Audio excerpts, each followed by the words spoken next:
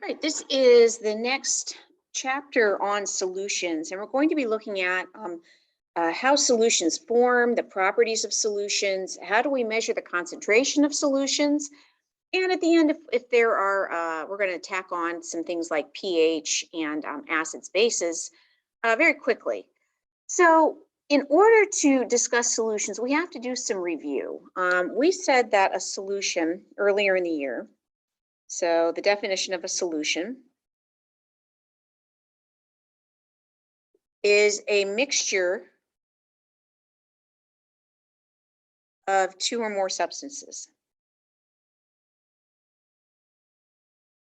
Two or more substances.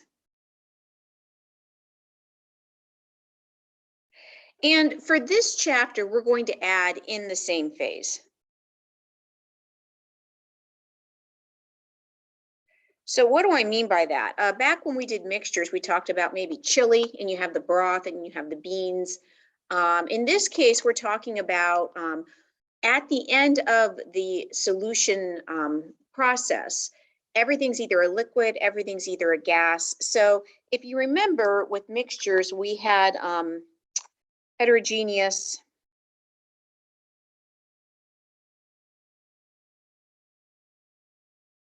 and we have homogeneous, which this was a different consistency. They differ in the makeup. And if it was homogeneous, it was the same. So when we talk about solutions, we're always talking about homogeneous. Now, it does not have to be a solid dissolved in a liquid. We could have a gas in a gas solution. So you could have ammonia dissolved in oxygen, or you could have oxygen dissolved in nitrogen. It could be a liquid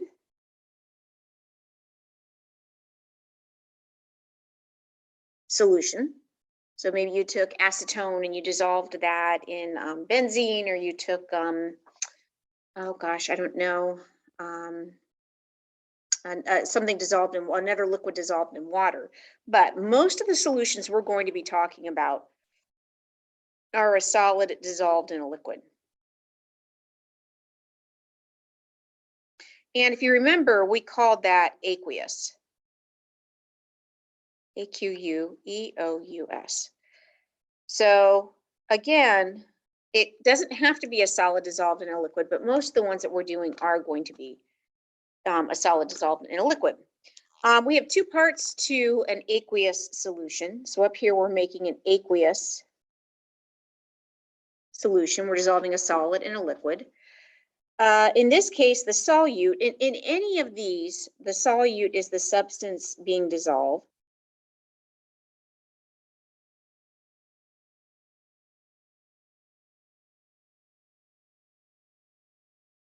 And that's the solute. And we did this earlier in the year. The solvent is the substance that causes dissolution. Substance that causes dissolution.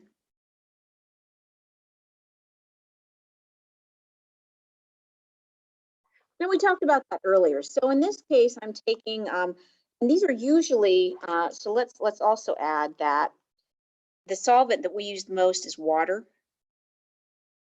And the solute that we use most often is an ionic crystal. And what I want to do in this video is I want to review the properties of ionic crystals, and I want to review the properties of water.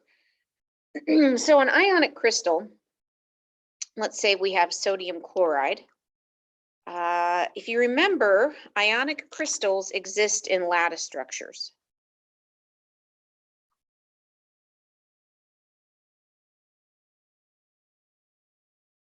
Lattice structure.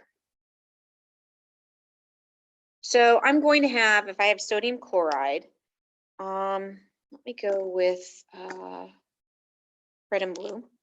I'll have a sodium, and then that's surrounded by chlorines. Those are surrounded by sodiums. surrounded by chlorines, surrounded by sodiums. And if you remember, it has a three-dimensional structure. So we're not only going to build in this dimension, we're going to continue to build to the back. So this would be sodium, and these would be chlorines. And it's important to understand this structure because in the next lesson, when we talk about how does a substance become dissolved, we're going to need to be able to reference this. Okay, finally, water. So let's look at the water molecule. And I'm going to go to a different color, orange. So let's talk about water.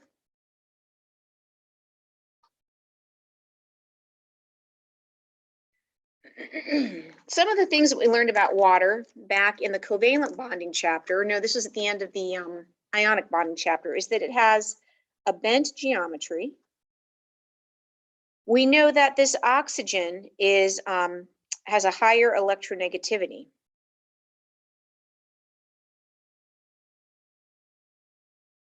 Remember, electronegativity is the ability to attract electrons. So in this bonding pair, this represents 2 electrons. In both of these bonding pairs, the electrons are going to spend more time closer to the oxygen. So this gives oxygen a partial negative charge. And the hydrogen have less access to these bonded electrons. So the hydrogen have a partial positive charge. And we spent quite a bit of time going over why this water molecule, why do we see this partial negative here and the partial positive here? And what we're going to see is that there's an interplay between the ions that make up this lattice structure and the water molecules, keeping in mind that this is what we're usually going to be using. Now, it doesn't always have to be the case. If you don't remember some of these things, I'm going to encourage you to go back into your notes, look at the definitions here, look at a lattice structure, go back over your charge distribution on a water molecule, and also you can review the definitions of solute and solvent. So what are our takeaways? We defined a solution as a mixture of 2 more substances in the same phase, and we're almost always in this chapter talking about homogeneous solutions. A solute is a substance that is dissolved. A solvent is a substance that causes dissolution. And let me throw a definition in here. Dissolution is the process of dissolving. So we're going to be talking about this a lot, the process of dissolving. Often we're going to be talking about an ionic crystal dissolved in water, which is aqueous. Again, but it doesn't have to be. It could be a gas in a gas or a liquid in a liquid. The ionic crystals have lattice structures with alternating positive and negative ions. And then water molecules also have a positive and a negative end. We called this being polar. So the water molecule is polar. And we learned back a few chapters ago that this is due to a difference in electronegativity. Oxygen has a higher electronegativity. It keeps those bonded electrons pulled closer towards itself, giving the oxygen a partial negative and hydrogen a partial positive. Again, if this is not seeming familiar, go back, hit those note packets, and we will in the next video be talking about why does this cause this to dissolve. All right, thanks for watching.